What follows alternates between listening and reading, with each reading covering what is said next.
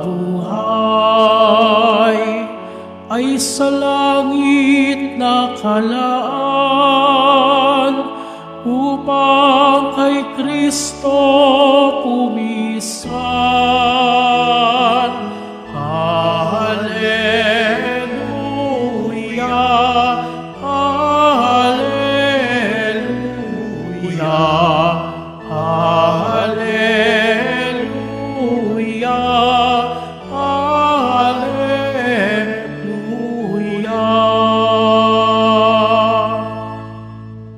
Sumainyo ang Panginoon. At sumaiyo rin. Ang mabuting balita ng Panginoon ayon kay San Juan. Papuri sa iyo, Panginoon.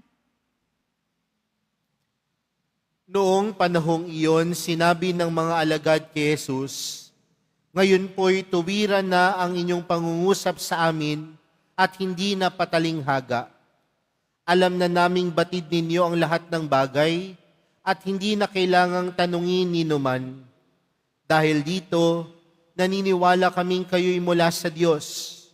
Sumagot si Jesus, "Naniniwala na ba kayo ngayon?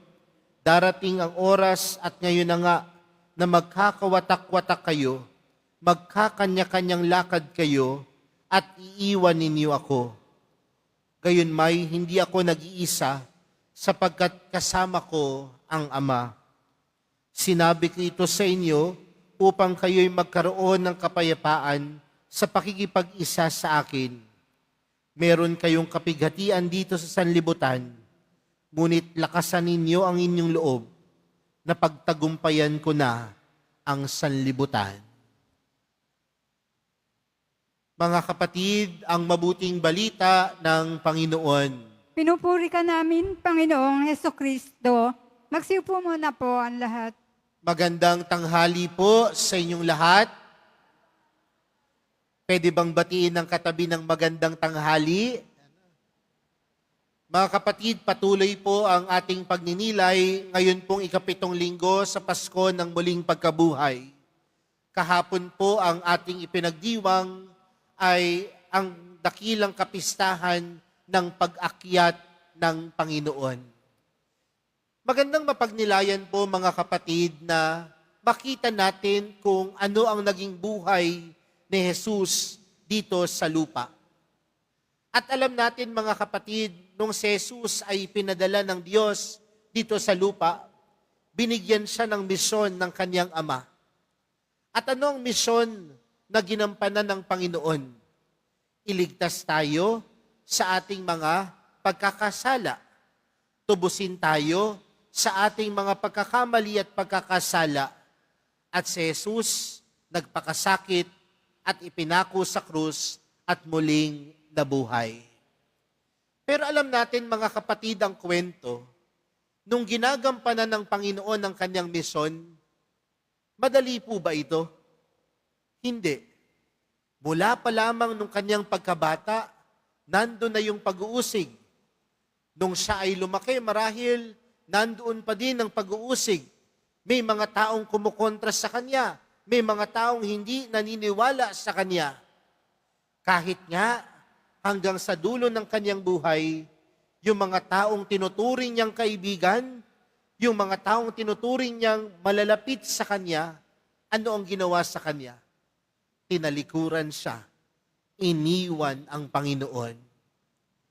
Pero magandang mapagnilayan mga kapatid, sa kabila ng mga karanasan ng Panginoon dito sa lupa, anong pinaalala sa atin ng Panginoon sa araw na ito? Iwan man siya nino man, ngunit sino ang kasama ng Panginoon? Ang kanyang Ama. At ang kanyang Ama ang nagsilbing lakas upang tunay niyang matupdan ang misyon na ipinagkaloob sa kanya. At ano pong pinapahiwatig nito sa atin mga kapatid? Na kagaya ng Panginoon, may kanya-kanyang pagsubok, may kanya-kanyang hirap, may kanya-kanyang hinagpis. Marahil tayo din ay iniwan, tinalikuran ng mga taong mahal natin.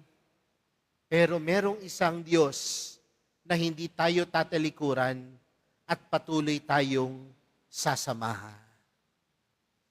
Mga kapatid, isang realidad po ang pinatunay na ipinapakita at ipinapaalala sa atin ng mahal na pong Jesus Nazareno sa araw na ito. Talikuran man tayo ng mundo ng sanlibutan, pero merong Diyos na hindi tatalikod sa atin. Merong Diyos na patuloy na sumasa atin. Merong Diyos na tunay na nagpaparamdam sa atin na kasama natin siya sa ating buhay. Kaya nga, anong panawagan sa atin ng Panginoon? Lakasan ninyo ang inyong loob. Dahil lahat ng bagay malalagpasan kung kasama ang Panginoon. Lahat ng bagay may katapusan, ngunit ang pag-ibig, ang awa at gabay ng Panginoon laging sumasa atin. Kaya po sa pagpapatuloy po ng ating banal na misa para sa araw na ito, nawa makita natin ang buhay ni Jesus. At ang buhay ni Jesus may pagsubok, ngunit alam niyang hindi siya pinabayaan ng kanyang Ama. At tayo din, ang buhay natin hindi perpekto, pero alam natin na ang buhay natin, kung kasama natin ang Panginoon, lahat ng bagay ay kayang mapaglagpasan. Lakasan natin ang ating loob. At ang paglakas ng loob ay panawagan sa atin, lakasan din natin ang ating pananampalataya sa Kanya. Lakasan din natin ang ating pagtitiwala sa Kanya.